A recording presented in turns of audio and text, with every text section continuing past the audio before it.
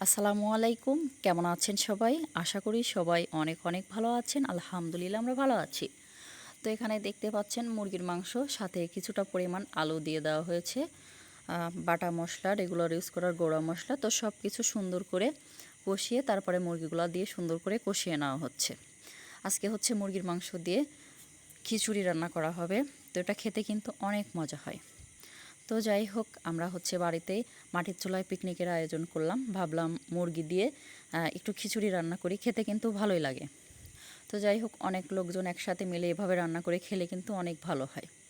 দেখা যায় অনেক সময় নিজেরাই রান্না করে খাওয়া হয়, কিন্তু এভাবে যদি অনেক মানুষ মিলে রান্না করে খাওয়া হয়, খেতে কিন্তু খাবারের টেস্টটা আরও দ্বিগুণ বাড়িয়ে দেয়। তো যাই হোক, আপনাদের সাথে কথা বলতে বলতে মুরগির মাংস সুন্দর করে রান্না করে নেওয়া হয়েছে। তারপরে হচ্ছে বড় একটা পাতিল দিয়ে দেওয়া হয়েছে চাল, ডাল, পেঁয়াজ, রসুন, কাঁচামরিচ, তো যা যা লাগে আর কি। খিচুড়ির জন্য যে চালটা, সেই চালটা আগে সুন্দর করে ভেজে নিতে হবে। তো যাই হোক, ভেজে নিলে হয় কি, খাবারটা খেতে অনেক মজা হয় আর খিচুড়িটাও অনেক ঝরঝরা হয়। আর মাটির চুলায় রান্না বলে কথা, তো মাটির চুলার খাবার কিন্তু বরাবরই অনেক মজা হয়। তো যাই হোক, রান্নাটা করা হচ্ছিল সন্ধ্যার পরে রাতের খাবারের জন্য আর কি। তো এদিকে মুরগির মাংসটা রান্না করে রেখে দেওয়া হয়েছে, আর খিচুড়ির জন্য চাউলটা সুন্দর করে ভেজে নেওয়া হচ্ছে।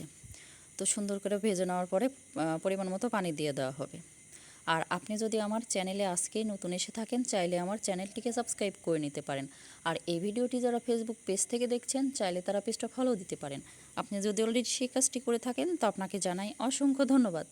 তো যাই হোক, আপনাদের সাথে কথা বলতে বলতে চাউলটা সুন্দর করে ভেজে পর্যাপ্ত পরিমাণে পানি দিয়ে দেওয়া হলো। তো যতটুকু পানি দিলে চাউলটা সিদ্ধ হয়ে যাবে, ততটুকু পানিই দিয়ে দেওয়া হলো। তো এখন নেড়ে চেড়ে রান্নাটা করে নিতে হবে।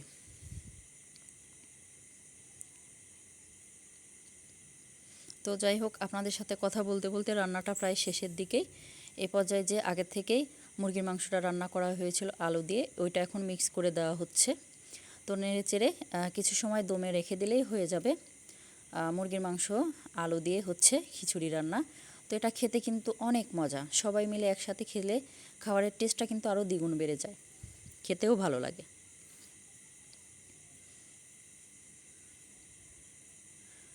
তো যাই হোক, রান্না মোটামুটি প্রায় শেষের দিকে।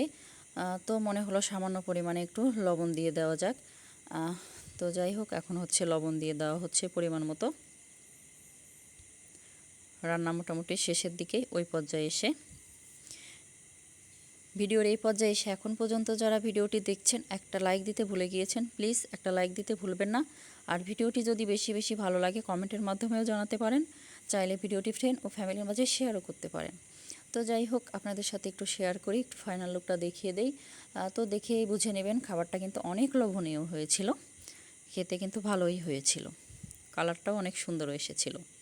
তো ভিডিওটি প্রথম থেকে শেষ পর্যন্ত দেখার জন্য সবাইকে ধন্যবাদ। আপনাদের সবার সুস্বাস্থ্য ও দীর্ঘায়ু কামনা করে আজকের ব্লগটি এখানেই শেষ করছি। আল্লাহ হাফেজ, আসসালামু আলাইকুম।